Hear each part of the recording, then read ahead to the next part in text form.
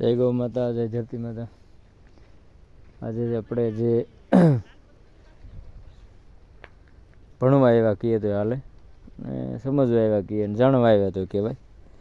તો જો આમાં જાણવા મળ્યું તો પાલેકર પદ્ધતિથી એની પ્રાકૃતિક ખેતી તો 100%, પોતાની કોઠાની બુદ્ધિથી કામ કર્યું એ જોવા જેવું હે. આ કેરને 5 વર્ષ થયા. 5 વર્ષથી આને એ પીલા કાઢતા હોય ને પીલા કાઢે 150 રૂપિયામાં થળ આપે લીલાશવાળાના હાથીને ખવડાવવા માટે. ત્યાં એવડી આવક થઈ કે 10 વીઘાની અંદર 20-30 લાખને ઉપર કંઈક નીકળી ગયા એમ કીધું ને. એ સાચું છે ને, ખર્ચો તો કંઈ નહીં, હાવ એટલે હાવ ઝીરો.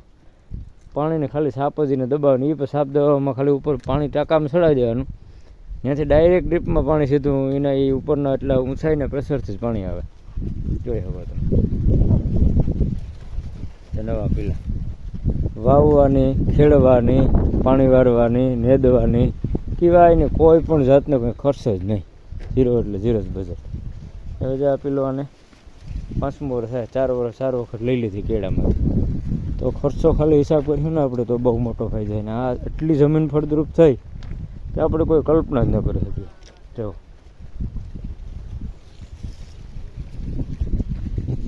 એવાનું આ ખાતર કવડ્યું થાય એટલે એક કેળે જ ને આના જેમ બધું જે કંઈ પણ કરીએ સિસ્ટમથી કરીએ ને ધ્યાન દઈએ તો ઘણો ફાયદો.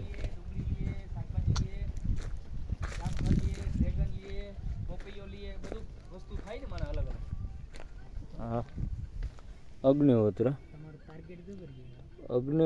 કરવાથી 50-60% અને બધો ખર્ચ યથાવત છે. કોઈ જીવાત નતા તે કંઈ આવતું નથી. બધી જગ્યાએ 10 વીઘા ઘણી થઈ ગઈ. ઢીંગલું અમારા 12 વીઘા હે તો 12 વીઘામાં 10 વીઘા ઘણી થઈ. બકાલો ને આ તે ગાયત્રી મંત્ર ચાલુ. મંત્રની તાકાત પણ મોટી છે. નેગેટિવ પોઝિટિવ ઉપર રાખો, ઘણું આપણા બને એના ઉપર આપણું આમ માઇન્ડની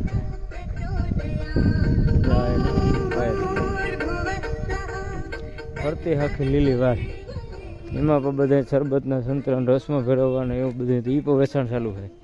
સરગવો લેવડું છે, ઘણું બધું જે કોઈ આપણે તો કોઈ દી કોઈ આવું જગ્યા દુનિયાની પડે કોઈ કંઈ કરવા ખુશી નથી, પોતાનું ખાવા માટે બહાર વેચાતું લાવતા. શું આપણા ફાર્મનું નામ છે ભાઈ? અગ્નિ પ્રાકૃતિક ફાર્મ.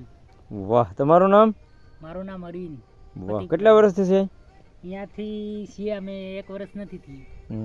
ચોમાસામાં આવેલા છે 5મા મહિના. તો તમારે આ બધું કેવું તમને લાગે? આ બધું સરસ છે પદ્ધતિ? સરસ, બહુ મજાનું. ચાલો હાલો, જય ગૌ માતા. બોલો ભાઈ, તમે શું કહેવા માંગો? આપણે અલ્પેશભાઈની વાડી આવ્યા તો અહીંથી જઈને શું લીધો તમે? કંઈ કરશું આવું? બરોબર.